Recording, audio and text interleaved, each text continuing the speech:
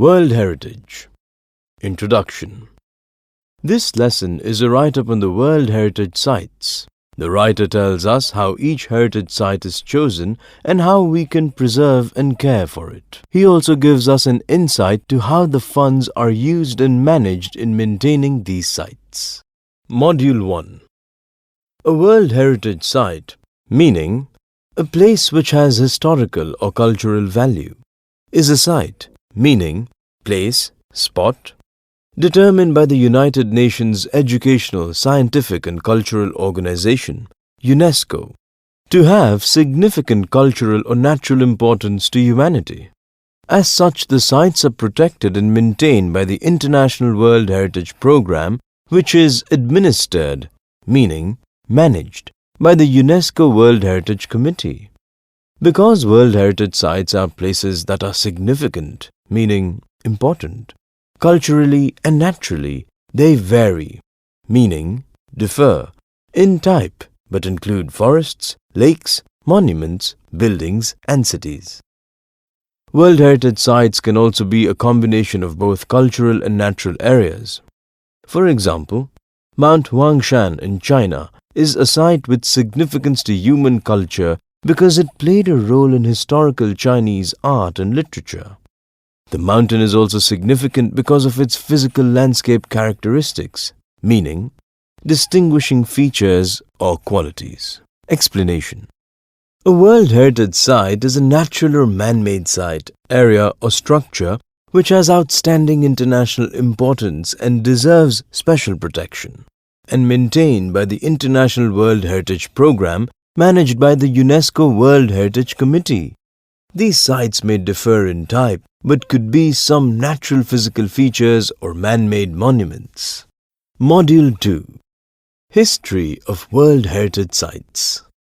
Although the idea of protecting cultural and natural heritage sites around the world began in the early 20th century, momentum, meaning push or force, for its actual creation was not until the 1950s. In 1954, Egypt started plans to build the Aswan High Dam to collect and control water from the Nile River. The initial plan for the dam's construction would have flooded the valley containing the Abu Simbel temples and scores of, meaning plenty of, ancient Egyptian artifacts, meaning relics, any object made by a human being having cultural importance. To protect the temples and artifacts, UNESCO launched an international campaign in 1959 that called for the dismantling, meaning disassembling, pulling down, and movement of the temples to higher ground. The project cost an estimated $80 million, $40 million of which came from 50 different countries. Because of the project's success, UNESCO and the International Council on Monuments and Sites initiated, meaning started, a draft convention, meaning an agreement, to create an international organization responsible for protecting cultural heritage. Shortly thereafter, in 1965, a White House conference in the United States called for a World Heritage Trust to protect historic cultural sites, but to also protect the world's significant natural and scenic sites. Finally, in 1968, the International Union for Conservation of Nature developed similar goals and presented them at the United Nations Conference on Human Environment in Stockholm, Sweden in 1972. Following the presentation of these goals, the Convention concerning the protection of world cultural and natural heritage was adopted by UNESCO's General Conference on November 16, 1972. Explanation. The idea of protecting important sites gained momentum in 1950s. In 1954, when Egypt planned to build the Aswan Dam, it posed a threat to flood the valley which had many significant monuments like temples, etc. The UNESCO then started a campaign to shift those endangered monuments to a higher ground. This project cost a lot and was funded by 50 different countries. The UNESCO then made an agreement to create an organization to protect such heritage sites. The agreement regarding the protection of world cultural and natural heritage was adopted by UNESCO's General Conference on November 16, 1972. Module 3. The World Heritage Committee.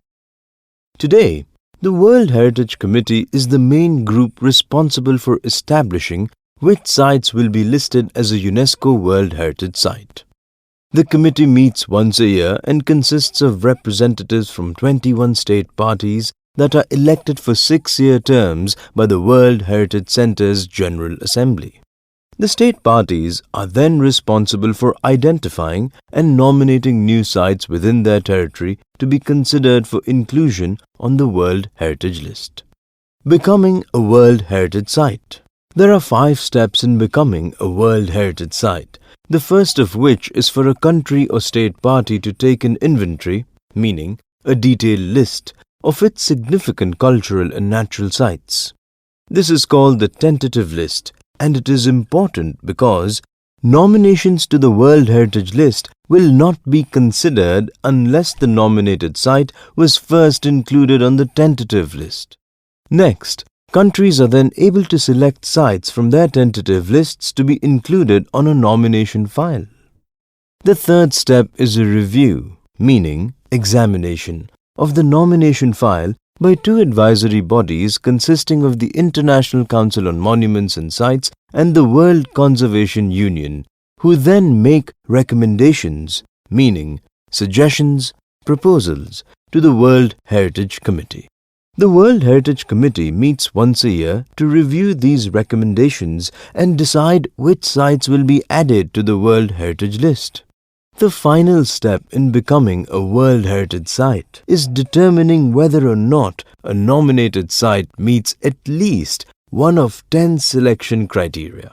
If the site meets these criteria, meaning fixed basis to judge, it can then be inscribed, meaning to print, to write, or to engrave, on the World Heritage List. Once a site goes through this process and is chosen, it remains the property of the country on whose territory, meaning region, it sits, but it also becomes considered within the international community. Explanation. The World Heritage Committee decides whether a site is to be listed as a World Heritage Site. The members are elected once in 6 years by World Heritage Center's General Assembly.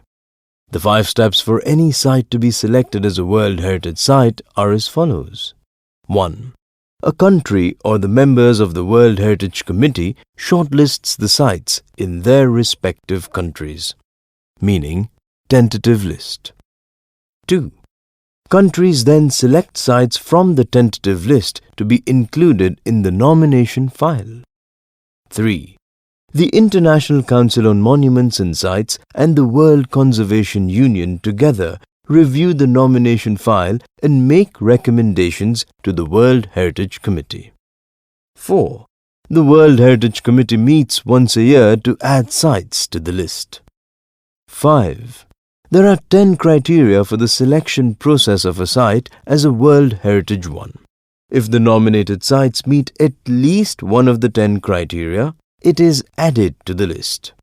A site which is thus selected as a World Heritage Site remains the property of the country to which it belongs, but also becomes a part of international community. Module 4. Types of World Heritage Sites. As of 2009, there are 890 World Heritage Sites that are located in 148 countries, meaning map. 689 of these sites are cultural and include places like the Sydney Opera House in Australia and the Historic Centre of Vienna in Austria. 176 are natural and feature such locations as the US's Yellowstone and Grand Canyon National Parks. 25 of the World Heritage Sites are considered mixed, that is, natural and cultural. Peru's Machu Picchu is one of these. Italy has the highest number of World Heritage Sites with 44.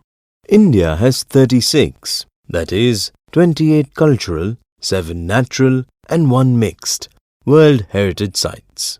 The World Heritage Committee has divided the world's countries into 5 geographic zones, which include 1. Africa, 2. Arab states, 3. Asia Pacific, that is, including Australia and Oceania.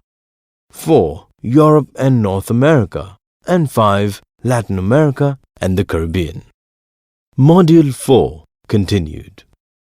World Heritage Sites in danger. Like many natural and historic cultural sites around the world, many World Heritage Sites are in danger of being destroyed or lost due to war, poaching, natural disasters like earthquakes, uncontrolled urbanization. Meaning, include more areas in cities, expand city area. Heavy tourist traffic and environmental factors like air pollution and acid rain. World Heritage Sites that are in danger are inscribed on a separate list of World Heritage Sites in danger, which allows the World Heritage Committee to allocate, meaning assign, resources from the World Heritage Fund to that site. In addition, different plans are put into place to protect and/or restore, meaning repair, the site. If, however, a site loses the characteristics which allowed for it to be originally included on the World Heritage List, the World Heritage Committee can choose to delete the site from the list. To learn more about World Heritage Sites, visit the World Heritage Center's website at whc.unesco.org. Explanation. This part of the lesson gives us the types of places considered as World Heritage Sites. World Heritage Sites are also facing the danger of being destroyed due to war, poaching, natural calamities, urbanization, excessive tourist traffic, pollution, and acid rain. The sites which are in danger are enlisted separately in World Heritage Sites in danger. The World Heritage Committee allocates funds from World Heritage Fund and plans are made to restore the endangered site. If the World Heritage Committee thinks a site has lost the characteristics which made it a World Heritage Site, it can delete it from the list.